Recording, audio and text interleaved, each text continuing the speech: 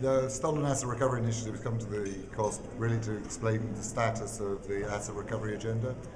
A lot of work has been done over the last year, in particular on two areas really. One area is in terms of linking up the asset recovery with money laundering. The G20 back in September the 25th made a statement that they would like the Financial Action Task Force, which is the body responsible for setting and monitoring money laundering standards, to detect and deter the proceeds of corruption.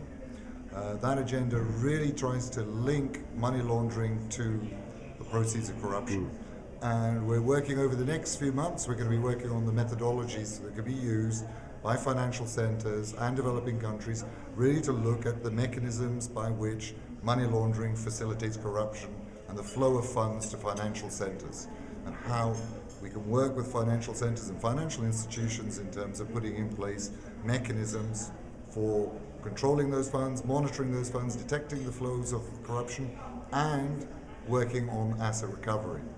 The second area is really in terms of progress, of putting in tools that enable countries that have been the victims of corruption to undertake very complex tasks of preparing investigations and cases and following up on the prosecution and use of civil tools for the recovery of proceeds of corruption, both in their jurisdiction and overseas. The General Assembly of Interpol back in October approved the establishment of incident response teams for developing countries, which would be focused on corruption cases. Now that's a very, very important tool. In the past, countries have been able to provide support to the legal process, particularly in terms of civil proceedings for developing countries when they're trying to recover assets. But you can't recover assets unless you've got underlying evidence of the cases. What the availability of the incident response teams is going to be is that we're going to be able to provide technical personnel to do investigations of cases and actually build that capacity in developing countries at an operational level so that countries can proceed with the cases both in terms of criminal and civil proceedings in their own jurisdictions and overseas. So those two big developments over the which are very recent, in the last couple of months, really are going to push the agenda forward over the next few years. We see a huge opportunity now.